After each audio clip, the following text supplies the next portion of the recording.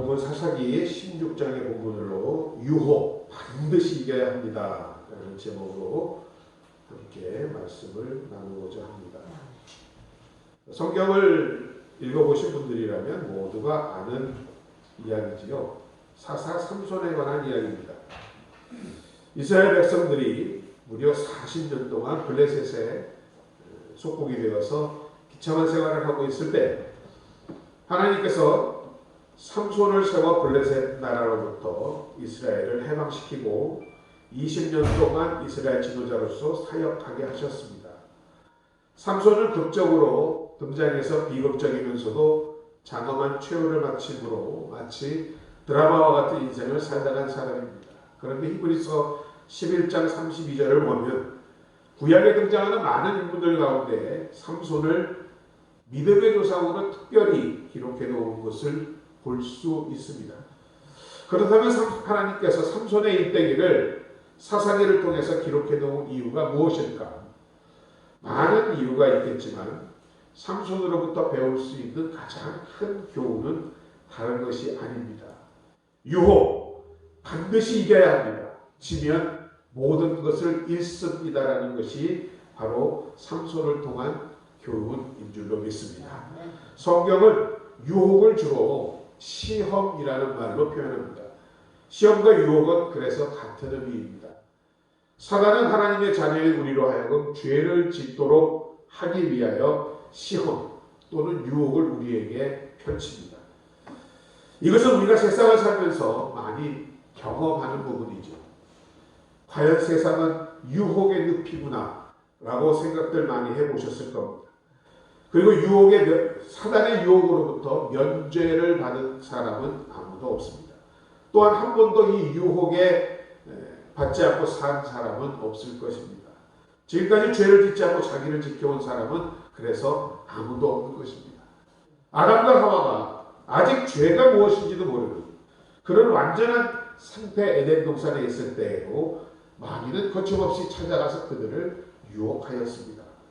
또한 하나님의 아들이 사람의 몸을 입고 세상에 오셨을 때 그가 하나님의 아들인 줄 뻔히 알면서도 사단은 예수 그리스도를 광야에서 유혹하였습니다. 이처럼 사단은 누구나 할 것 없이 가리지 않고 유혹하고 있습니다. 그 현장이 바로 우리가 살고 있는 세상인 겁니다. 따라서 우리 같은 평범한 사람이 마귀의 유혹을 받지 않고 삶을 살아갈 수 있다는 것은 결코 쉬운 일이 아닙니다.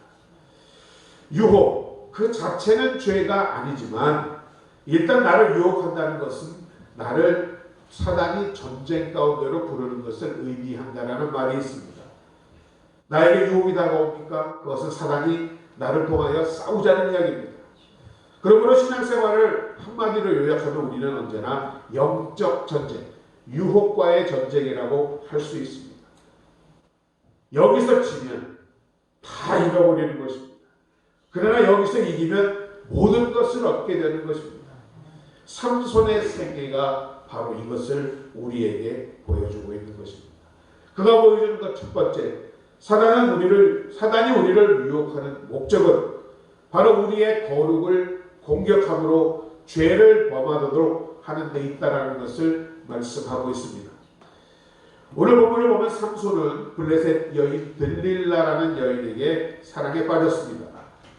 블레셋 사람의 방백들이 그 여인에게로 올라와서 그에게 이르되 삼손을 꿰어서 무엇으로 말미암아 그 큰 힘이 있는지 우리가 어떻게 하면 그를 이겨서 결박하고 건국케 할 수 있는지를 알아보라고 들릴라에게 시켰던 것입니다.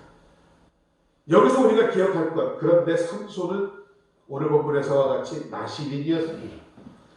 나시린은 거룩한 사람, 구별된 사람, 헌신된 사람을 뜻하는 말입니다. 민수기 6장에 있는 말씀대로 머리에 칼을 대지도 술을 마시지도 죽은 자의 몸을 대지도 않습니다. 이렇게 해서 어느 기간 동안 스스로를 거룩하게 구별해서 하나님께 헌신하고 드리기로 약속한 사람들을 일컬어 나시린이라고 합니다. 더군다나 삼손은 일반 나시린과는 다른 특장점이 있습니다. 그는 어머니의 태중에 있을 때부터 하나님께서 거룩하게 구별하신 자라고 오늘 성경은 말씀합니다. 그 머리에 삭도를 내지 말라. 이 아이는 태에서 나옴으로부터 하나님께 바치온 나시림이라고 분명히 말씀하고 있습니다. 삼손은 그래서 일정 기간이 아닌 평생 나시림으로 하나님 앞에 거룩하게 바쳐진 사람입니다. 만약 그가 머리에 칼을 대거나 하나님과의 약속을 어기면 거룩을 범하는 것이 되어 하나님께서 주신 모든 은혜와 힘이 그에게서 떠나가게 되어 있었다라는 것입니다. 그러므로 그에게 있어서 거룩을 지킨다는 것은 자신의 생명을 지키는 일과 같았던 것입니다. 이러한 삼손에게 블레셋 사람들은 들릴라를 앞세워 그 비밀을 캐내고자 하고 있었던 것입니다. 오늘날 사단이 우리를 유혹하는 목적도 똑같습니다. 여러분, 저와 여러분은 하나님께 평생 바쳐진 나시린인 줄로 믿습니다. 다시 말해 우리는 하나님 앞에 거룩하게 구별된 사람인 것을 항상 깨달아야 합니다. 그래서 우리는 거룩한 성도인 줄로 믿습니다. 에베소서 1장 4절을 보면 창세전에 우리를 아들로 부르사 거룩하게 하셨다라고 말씀합니다. 창세전에 이미 저와 여러분을 구별하여서 거룩하게 하셨다라고 말씀하고 있습니다. 고린도전서 1장 2절에서도 그리스도 예수 안에서 거룩하여 주고 성도라 부름을 입은 자가 바로 우리라고 분명히 말씀하고 있습니다. 그러므로 여러분과 저는 거룩합니다. 우리는 거룩한 하나님의 성령을 마음에 모시고 살고 있는 거룩한 사람인 줄로 믿습니다. 너희가 하나님의 성전인 것과 하나님의 성령이 너희 안에 거하시는 것을 알지 못하느냐. 하나님의 성전은 거룩하니 너희도 그러하라고 말씀합니다. 따라서 날마다 우리의 삶은 하나님 앞에 거룩한 제사로 드려야 할 줄로 믿습니다. 너희 몸을 하나님이 기뻐하시는 거룩한 산제사로 드리라고 로마서 12장은 말씀하고 있습니다. 우리의 가정, 직장, 심지어는 우리의 여가를 즐기는 시간도 거룩한 제사입니다. 젊었을 때도 거룩한 제사요. 나이 들어 늙었을 때도 거룩한 제사를 하여야 합니다. 우리의 삶은 날마다 하나님 앞에 거룩하게 올려드리는 제사를 드리기 때문에 여러분은 거룩한 백성인 줄로 믿습니다. 하나님을 두려워하는 가운데서 거룩함을 온전히 이루어 육과 영의 온갖 더러운 것에서 자신을 깨끗이 하자라는 말씀이 저와 여러분의 말씀인 줄로 믿습니다. 이 시간 여러분은 거룩한 나시린이요 성도요 제자요 하나님의 아들과 딸임을 확인하는 복된 여러분 되시기를 주의 이름으로 축원드립니다. 둘째로 이와 같은 사단의 유혹은 영적으로 방심할 때 반드시 찾아온다는 것을 알아야 합니다. 우리가 삼손의 이야기를 읽으면서 답답함을 감출 수 없습니다. 그 들릴라의 눈에 보이는 유혹을 알면서도 그것을 거절하지 못하는 삼손의 모습을 봅니다. 들릴라가 무엇을 노리고 있었는지 삼손은 분명히 알았을 것입니다. 그럼에도 불구하고 그는 그것을 단호하게 거절하지 못하고 있습니다. 이처럼 삼손이 그러했던 이유는 바로 영적으로 방심했다라는 것입니다.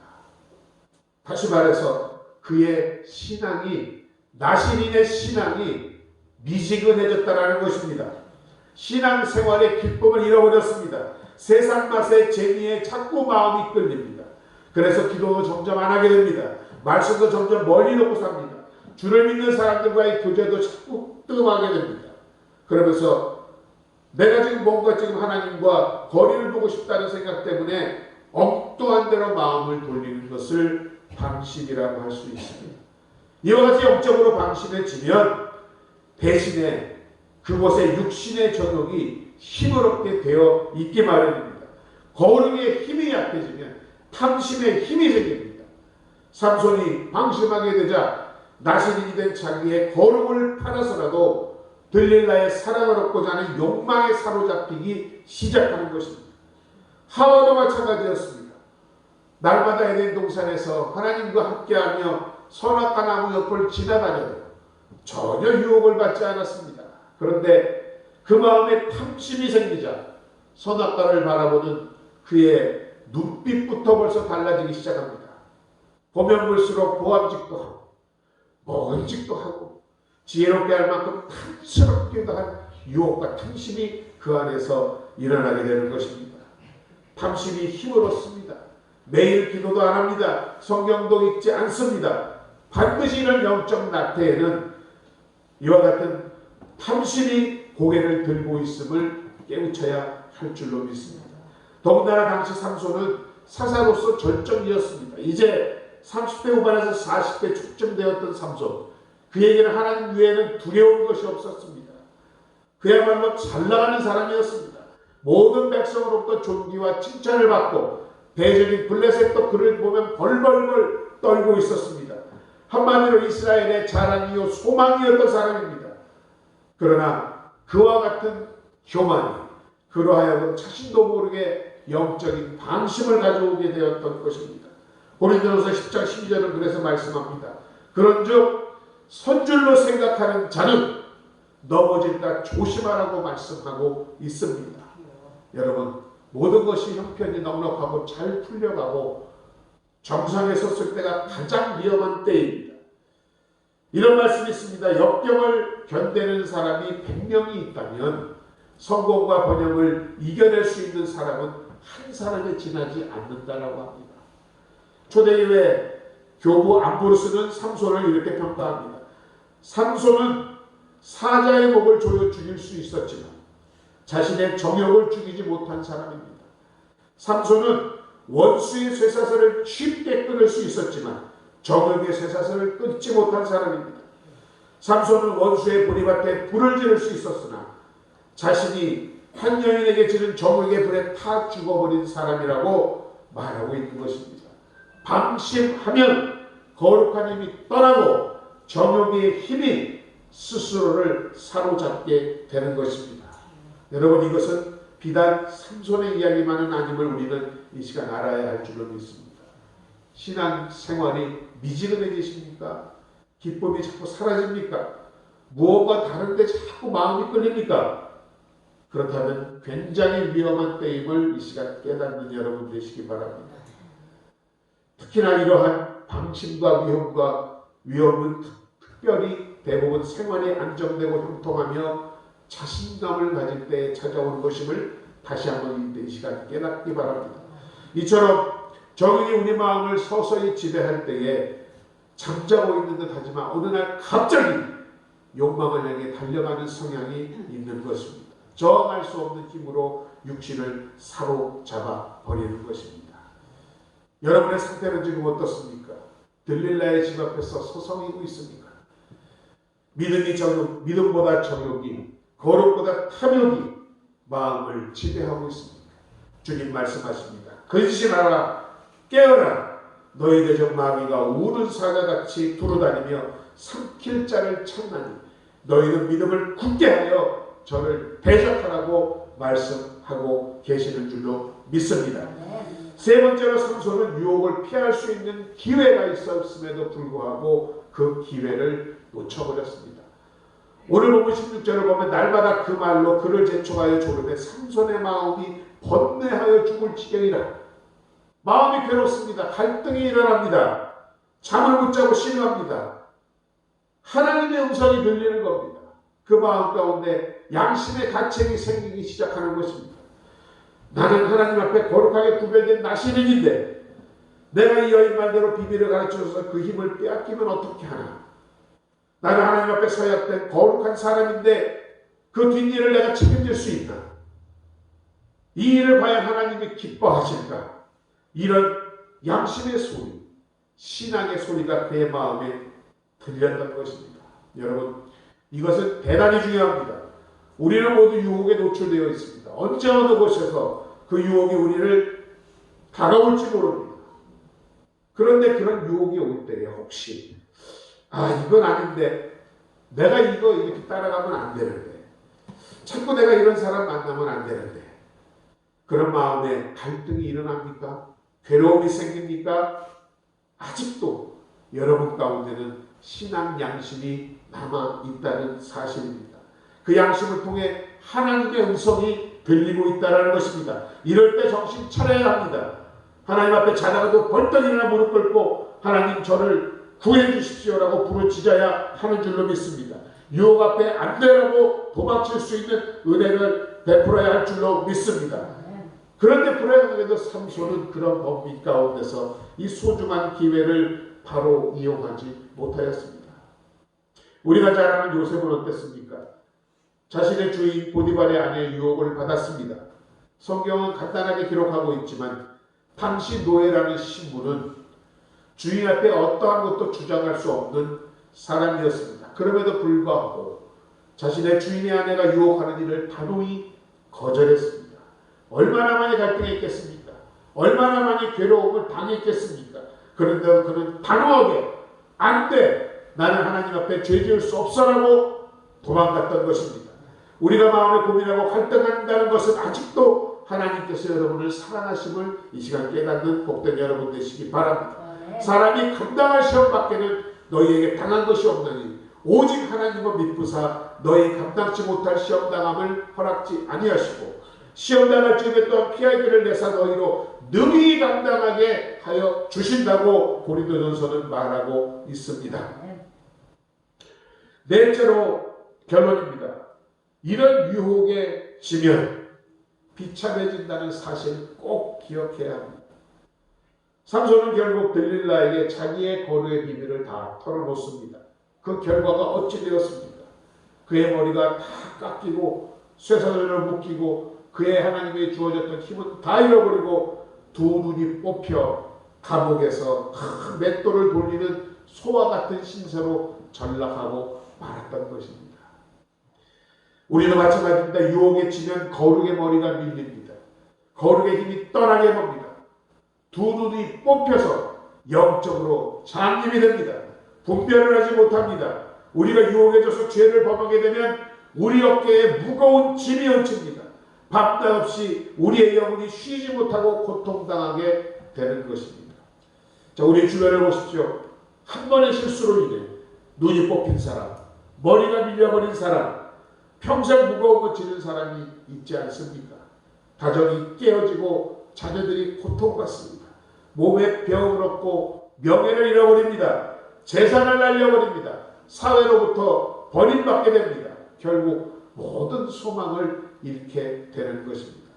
안타까운 것은 요즘 성도들조차도 죄 짓는 것을 그리 신상하게 생각지 않는다는 것입니다. 사람인데 한 번쯤 잘못할 수도 있지. 죄 범해도 하나님께 회개하면 또 용서받을 텐데 한 술 더 떠서 나는 이미 구원 받았으니까 그래도 천국 간다 라고 혹시 생각하고 계십니까? 죄를 무서워해야 합니다. 그리고 삼손이 머리털이 밀린 후에 다시 자라기 시작했다는 사실, 이것이 그나마 우리에게 희망을 주고 있습니다. 그의 머리털이 밀린 후에 다시 자라기 시작하니라.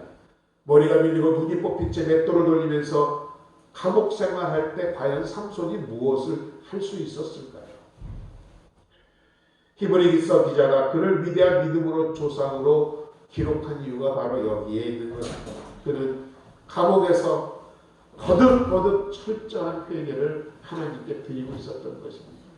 눈물을 흘리며 하나님께 나시리스의 사명을 감당하지 못한 것을 회개하고 있었던 것입니다. 하나님이 그의 눈물을 보셨고 그의 부르짖는 소리를 들으셨습니다. 그러자 그의 머리털이 자라기 시작하며 그에게 다시금 힘이 솟기 시작했습니다. 하나님이 그를 다시 치유하시고 회복하셨던 것입니다. 그래서 사사로서의 위대한 일을 마지막으로 행할 수 있도록 하여 주신 것입니다. 우리 가운데 죄 한 번 안 지어져 본 사람이 있습니까? 한 번도 안 넘어본 사람이 있습니까? 저나 여러분이나 우리 모두는 하나님 앞에서 전과자입니다. 그것도 재범의 확률이 아주 높은 전과자입니다. 항상 잘못될 가능성을 우리 안에 안고 사는 사람들입니다. 그래서 날마다 우리가 말씀 앞에 십자가 앞에 늘 회개하여야 할 줄로 믿습니다. 그러할 때 하나님께서는 깎인 머리를 다시 자라게 하여 주실 줄로 믿습니다. 여러분의 상처를 치유하여 주실 줄로 믿습니다. 우리의 모든 삶을 정상으로 돌려주실 줄로 믿습니다. 만일 우리가 우리의 죄를 자백하면 저는 미쁘시고 의로우사 우리 죄를 사하시는 모든 분에서 우리를 깨끗게 하여 주신다 하지 않았습니까? 이처럼 이제 이 험한 세상 유혹 앞에서 우리가 잘못을 하였을지라도 하나님 앞에 회개함으로 더 거룩한 하나님의 사람들 되어가시는 여러분 되시기를 주의 이름으로 축원드립니다. 그러할 때 다시금 하나님께서 여러분에게 치유하여 주시고 회복하여 주심으로 쓰임받는 여러분이 되실 줄로 믿습니다. 오늘 특별히 성탄주의를 맞이하여서 우리가 다시금 십자가를 바라보며 주님의 죽으심을 생각하며 그 은혜 가운데서 혹시나 우리가 허물어졌던 일이 없는가, 우리의 영적으로 방심하고 나태해져 있지 않은가 다시 한번 되새겨보는 복된 사랑하는 여러분 되시기를 주의 이름으로 축원드립니다. 아버지 하나님, 유혹 많은 세상에 우리가 살고 있지만 우리를 거룩한 하나님의 자녀 삼으시고 오늘도 함께하여 주심을 감사드립니다. 혹시 우리 가운데 유혹 가운데 넘어진 형제 자매가 있습니까? 이 시간 회개의 영을 주옵소서. 철저하게 회개하고 다시금 치유받고 회복되는 그리하여 거룩한 하나님의 자녀로서 날마다 하나님의 나라를 확장시켜 나가는 주의 거룩한 도구를 되게 하여 주옵소서. 특별히 우리의 삶이, 우리의 생활이 날마다 거룩한 산제사 되기를 간절히 바라옵고 원하오며 예수님의 이름으로 기도드립니다. 아멘. 자, 이 시간 우리 성찬 주일입니다. 묵상 기도하심으로 우리 성찬을 준비하도록 하겠습니다.